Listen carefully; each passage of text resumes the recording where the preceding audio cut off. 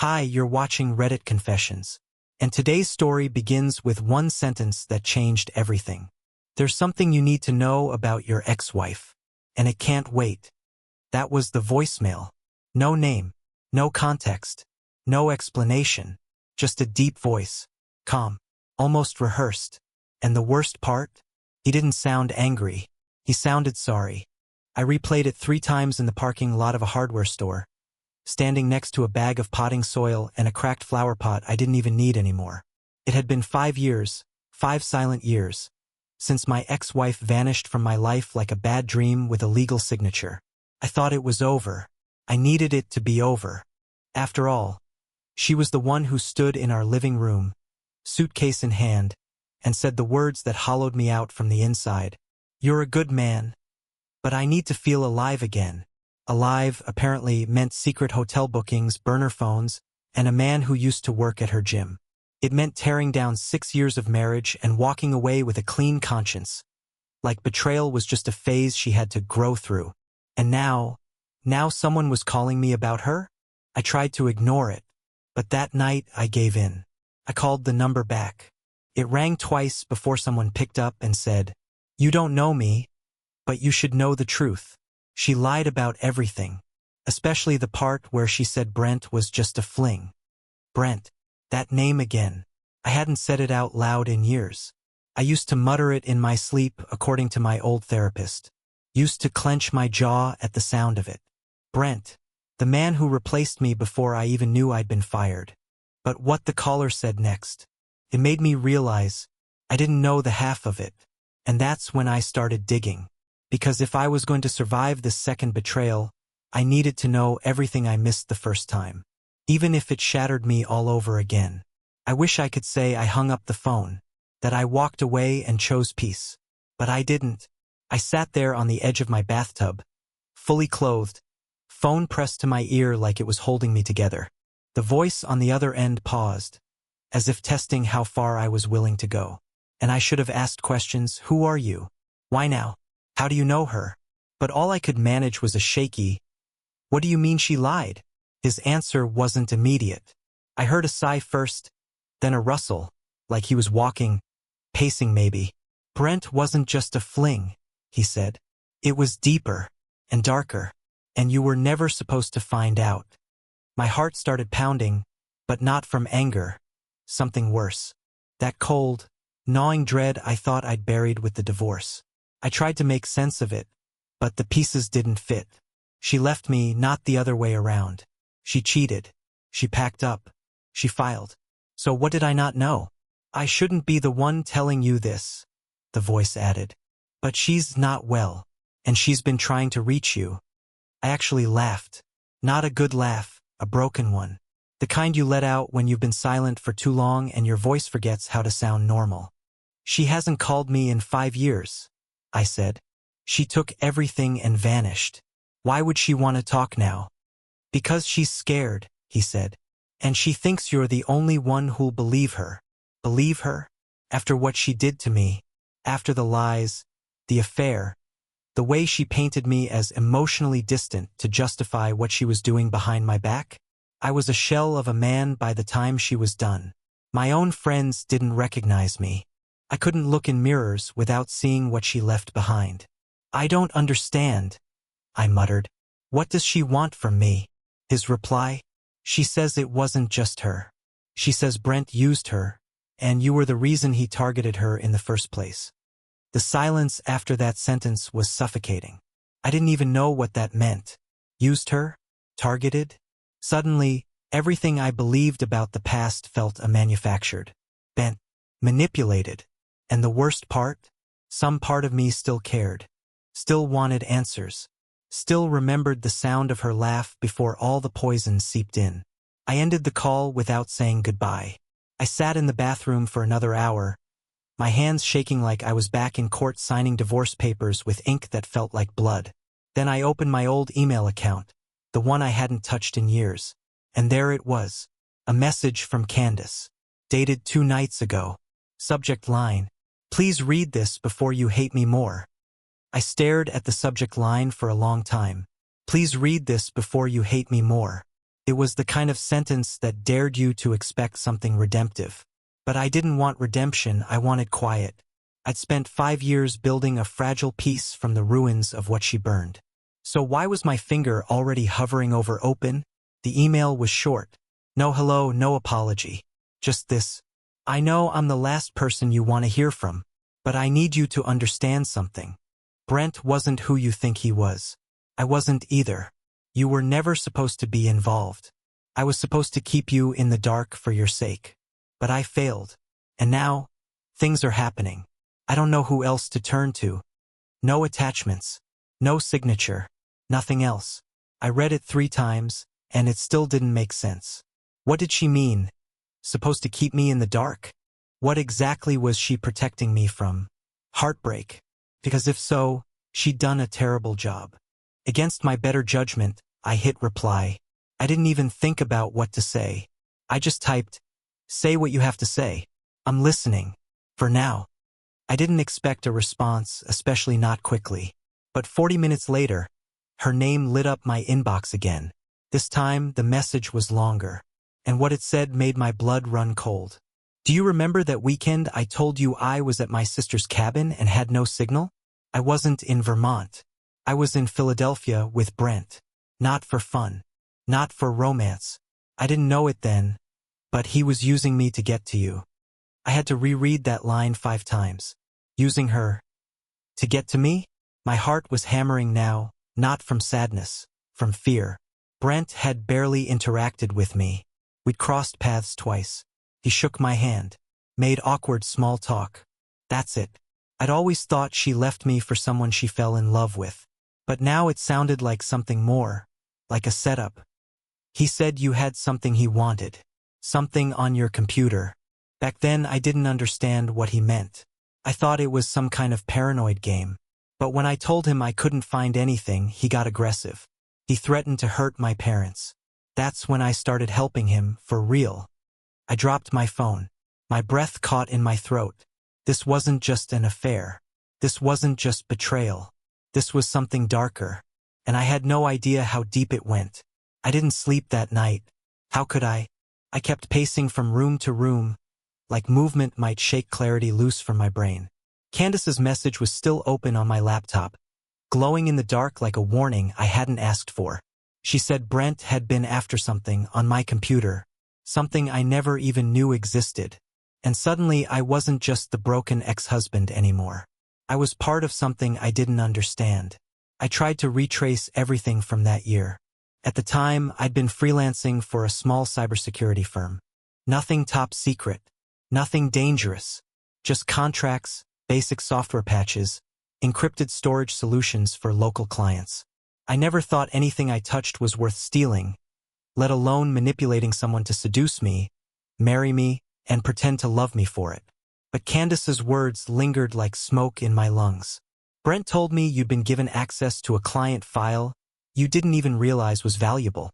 Something buried in an external hard drive from a nonprofit you audited. He said it was financial data, but the way he talked about it, it felt like more. I hadn't thought about that drive in years. I still had it, boxed up with old cables in my storage unit. It had belonged to a defunct community organization in Queens. They went under fast, something about mismanaged donations and shady board members. At the time, it seemed like routine data archiving. I didn't even charge them. I didn't reply to Candace right away. Instead, I drove to the storage unit at 2 in the morning because I needed to see that drive with my own eyes. The unit was cold and smelled like rust. I fumbled through boxes of tangled cords and unpaid bills until I found it. A small black hard drive with a faded blue sticker that read archive_3. Felt heavier than I remembered. Back home, I plugged it in with shaking hands. I expected corruption errors, maybe an empty directory. But instead, I found a folder buried under layers of innocuous documents. It was labeled Q109_reports. Inside were PDFs, spreadsheets, encrypted zip files, and one plaintext file. Just one. It was titled listen_first. TXT. I clicked it open. The file contained a single sentence. If you found this, you were never supposed to. I sat frozen in front of the screen, rereading that one sentence over and over. If you found this, you were never supposed to. My palms were sweaty, and my heart felt like it was vibrating inside my chest. The rest of the folders were encrypted. Old school encryption too. No cloud access, no autofill, no forgot password link. The kind of protection that meant whatever was inside wasn't meant to surface. And that made me wonder, had I stumbled into something illegal without realizing it? I messaged Candace. No greeting, no punctuation, just one line. What's the password? To my surprise, she responded in under a minute. Try the name of the diner where we first kissed. My stomach turned. She remembered that? After everything? That greasy little place on the edge of town with burnt coffee and broken booths?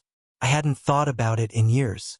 The fact that she still held on to that detail made me nauseous, like it was her way of reminding me that once, before the lies, we were real. I typed it in. Lenny's. The screen flickered. A loading bar appeared. And then the folder opened. Dozens of files, some labeled accounts, others marked S. Reynolds, Redbridge, migrated assets, and one that stood out, Fallout Protocol.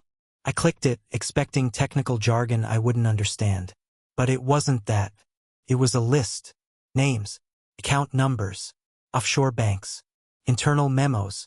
It looked like someone had compiled data from multiple charities and laundered millions through fake entities. It wasn't just shady bookkeeping. It was fraud. Massive, coordinated fraud. The kind that doesn't happen by accident. Suddenly, my hands were shaking for a new reason. Brent hadn't used Candace to get to me. He'd used her to get to this drive, this data.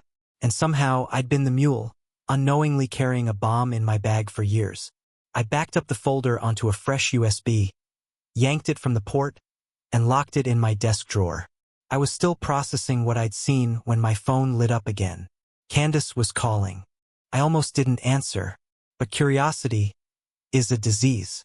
I picked up. Before I could speak, she whispered, Eli, I think someone's watching me. Then the line went dead. The moment the call dropped, I just sat there, staring at my screen, phone still pressed to my ear. Her voice hadn't been panicked. It had been quiet. Too quiet, like she was trying not to be heard. I called her back immediately, but it went straight to voicemail. I tried again, and again. Same thing. By the fifth attempt, I wasn't even thinking clearly. I was just reacting. I hadn't spoken to Candace in 5 years. Now, in less than 48 hours, I had a corrupted marriage, a mystery hard drive, a stranger's warning, and an ex-wife who might be in actual danger. I hated her for what she'd done. But I couldn't lie. Some part of me still wanted to protect her. Maybe it was guilt. Maybe it was habit. Or maybe I just needed closure so badly that I was willing to follow her back into the fire. I drove to her old apartment. Dumb, I know. She probably didn't even live there anymore. But I remembered the address. I hadn't forgotten how the buzzer never worked or how the hallway always smelled like boiled broccoli.